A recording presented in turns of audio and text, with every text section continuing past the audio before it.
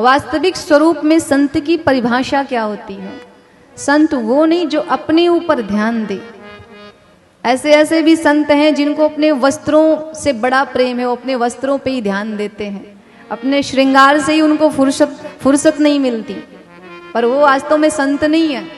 संत वो है जो अपनी मस्ती में मस्त रहे, जिसको अपने वस्त्र स्थिति श्रृंगार से कोई मतलब नहीं, वो अपनी दुनिया में मस्त। हमारे महाराज जी हैं, कभी आप उनका दर्शन करिएगा, वो अपनी मस्ती में मस्त रहते हैं। उनका वस्त्र कैसा है, उनकी वेशभूषा कैसी है। कभी कभी तो हम लोग कहते हैं कि महाराज जी थोड़ा सा ठीक से रहा करिए, कहते नहीं मैं साधु हूं।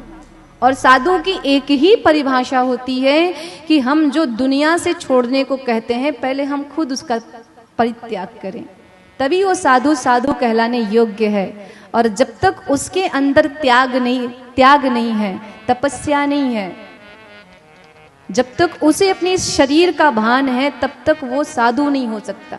मस्त रहते अपनी मस्ती में, कैसे भी हैं, कुछ भी हैं। और आज भगवत की कृपा ऐसी है, एक बात याद रखिएगा, भगवान ऐसा नहीं है कि भगवान कृपा नहीं करते। आजकल हम कहते हैं ना, भाई आज जो चमक रहा है उसी की पूछ है। लेकिन आपको बताऊं कि गुरुजी को आप जब दर्शन उनका करेंगे ना, तो आपको लगेगा कि भाई क्या है ये, क्योंकि वो वास्तविक संत हैं। उनको अपनी वेशभूषा, अपने वस्त्रों से कोई अर्थ नहीं, कोई मतलब नहीं, वो तो भगवान के प्रेम में पागल हैं। और उनका वही स्वरूप देखने योग्य है। अगर आपको संतत्व का दर्शन करना है तो पूज्य गुरु जी का आप दर्शन करें। आपको वास्तविक संत का स्वरूप क्या होगा, इसका ज्ञान होगा।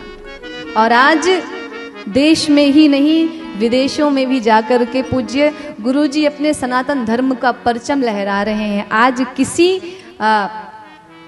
परिचय के मोहताज नहीं है, लेकिन दिखावापन, अहंकार, घमंड, पद प्रतिष्ठा का अहंकार यहाँ हमारे पास थोड़ा सा जब हो जाता है ना, तो हमें लगता है कि हमसे ज़्यादा श्रेष्ठ दुनिया में कोई नहीं है। और मैं जब उनका दर्शन करती हूँ तो मुझे एक ही चीज़ दिमाग में हमेशा आती है कि कोई इतना सरल कैसे हो सकता है। सरल शब्द सरल कहने में जितना सरल है, उतना ही उसको जीवन में उतारना कठिन।